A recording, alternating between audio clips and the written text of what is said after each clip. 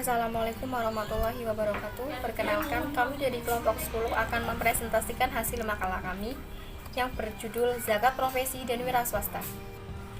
Yang beranggotakan saya sendiri Maulida Yuniarsih NIM 4119209 dan anggota saya Rifki Hidayatullah NIM 4119202, Mila Kamilah NIM 4119239. Pertama-tama saya akan menjelaskan tentang pengertian zakat profesi.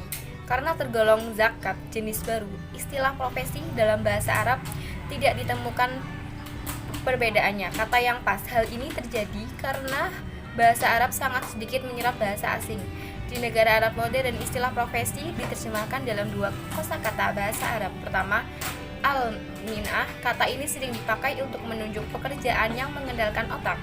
Karena itu, kaum profesional disebut dengan al-mihaniyun atau ashab al-minah, misalnya pengacara, penulis, dokter, pakar hukum, pekerja kantoran, dan lain-lain. Kedua ialah al-hirfah. Kata ini lebih menunjukkan untuk pekerja yang mengandalkan tenaga otot, misalnya pengrajinan pandai besi, tukang jahit, kuli bangunan, dan sebagainya. Sedangkan dalam skripsi Hamrozi yang mengutip Fahrudin berpendapat bahwa profesi adalah segala usaha yang halal yang mendatangkan hasil atau uang relatif banyak dengan cara mudah, baik melalui suatu keahlian tertentu atau tidak. Jadi dapat diartikan bahwa profesi itu adalah usaha mendatangkan uang yang banyak dengan cara yang mudah melalui usaha yang halal. Dapat disimpulkan atau ditarik kesimpulannya bahwa ada 4 inti dari profesi, yaitu yang pertama, jenis usahanya halal, yang kedua, dapat uang banyak, yang ketiga, cara mudah untuk mendapatkan, yang keempat, keahlian tertentu. Penjelasan yang kedua yaitu mengenai profesi yang terkena wajib zakat. Barangkali bentuk penghasilan yang paling mencolok pada zaman sekarang ini adalah apa yang diperoleh oleh pekerjaan dalam dan profesinya. Pekerjaan yang menghasilkan uang ada 2 macam. Yang pertama adalah pekerjaan yang dikerjakan sendiri tanpa zakat, sehingga jelas perbedaan antara orang kaya yang wajib zakat dan orang miskin penerima zakat. Dalam hal ini, mazhab Hanafi lebih jelas, yaitu bahwa jumlah senisab itu cukup terdapat pada awal akhir tahun saja tanpa harus dapat di pertengahan tahun. Hal itu sesuai dengan apa yang telah ditegaskan lebih dahulu, bahwa jarang seorang pekerja yang penghasilan tidak mencapai seperti cukup pada akhir tahun. Ia wajib mengeluarkan zakat sesuai dengan nisab yang telah berumur setahun. Akibat dari tafsiran itu, kecuali yang menentang adalah bahwa zakat wajib pungut dari gaji atau semacamnya sebulan dari 2 bulan tertentu, karena ketentuan wajib zakat adalah cukup nisab penuh pada awal tahun atau akhir tahun. Semisal pendapatan guru-guru besar tentang hasil penghasilan dan profesi, dan pendapatan dari gaji atau lain-lainnya, yaitu kekayaan yang jelas. Pendapat tersebut di atas adalah pendapat ulama-ulama fikih, meskipun yang terkenal banyak di kalangan para ulama fikih. Sekian dari penjelasan materi saya. Untuk materi selanjutnya akan dijelaskan oleh rekan saya. Terima kasih. Perkenalkan, nama saya Mila Kamila, NIM 4119230. Saya akan menjelaskan tentang dasar hukum zakat profesi.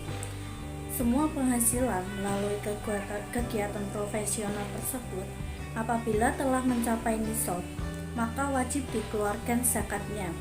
Hal ini berdasarkan nas-nas yang bersifat umum. Misalnya firman Allah dalam surat Az-Zariyat ayat 19. Bismillahirrahmanirrahim. Wa fi amwalihim haqqul lis-sa'ili wal mahrum, yang artinya, dan pada harta-harta mereka ada hak untuk orang miskin yang meminta dan orang miskin yang tidak mendapat bagian. Syahid Kutub dalam tafsirnya fi Shilalil Quran ketika menafsirkan firman Allah dalam surat Al-Baqarah ayat 267 menyatakan, bahwa nas ini mencakup seluruh hasil usaha manusia yang baik dan halal, dan mencakup pula seluruh yang dikeluarkan Allah Subhanahu wa taala dari dalam dan atas bumi, seperti hasil-hasil pertanian dan sebagainya. Karena itu, nas ini mencakup semua harta, baik yang terdapat di zaman Rasulullah maupun di zaman sesudahnya. Dari sudut keadilan pendapatan kewajiban zakat, pada setiap harta yang dimiliki akan terasa sangat jelas dibandingkan dengan hanya menetapkan kewajiban zakat pada komoditas-komoditas tertentu yang konvensional. Petani yang saat ini kondisinya secara umum kurang beruntung tetap harus berzakat apabila hasil pertaniannya telah mencapai nisab. Karena itu sangat adil pula apabila zakat ini pun bersifat wajib pada penghasilan yang didapatkan para dokter, para ahli hukum, konsultan dalam berbagai bidang, para dosen, para pegawai dan karyawan yang memiliki gaji tinggi dan profesi lainnya.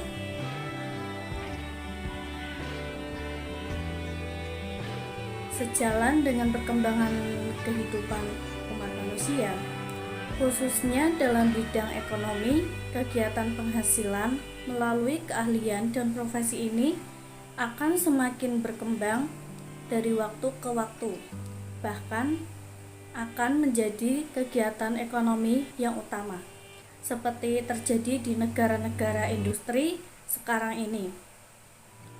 Penetapan kewajiban zakat pendapat kepadanya menunjukkan betapa hukum Islam sangat aspiratif dan responsif terhadap perkembangan zaman.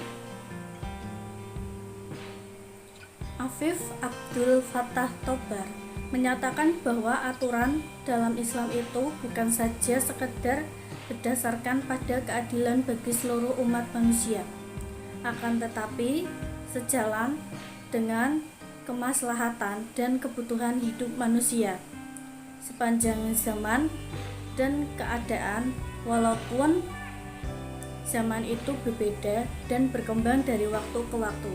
Terima kasih. Materi yang selanjutnya yaitu nisab dan kadar zakat profesi beserta contoh penerapannya. Secara garis besar, dalam penentuan penghitungan nisab dan kadar zakat profesi terdapat 3 analogi.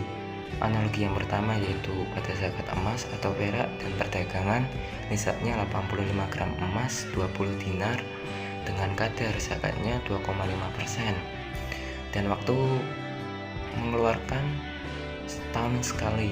Selain dengan nisab emas, juga bisa dengan standar perak dengan nisab 595 gram perak atau 200 dirham, kadar zakatnya 2,5%, dan waktu pengeluarannya setahun sekali juga.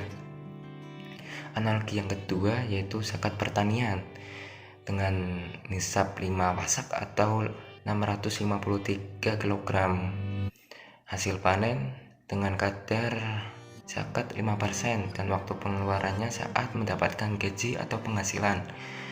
Analogi yang terakhir yaitu dua-duanya sekaligus atau biasa disebut qiyas syabah, yaitu pada nisabnya itu pada zakat pertanian dan kadarnya pada zakat emas atau perak, di mana nisabnya 5 wasak atau 653 kg gabah dan dikeluarkan pada saat menerima penghasilan atau gaji, dan kadarnya 2,5%.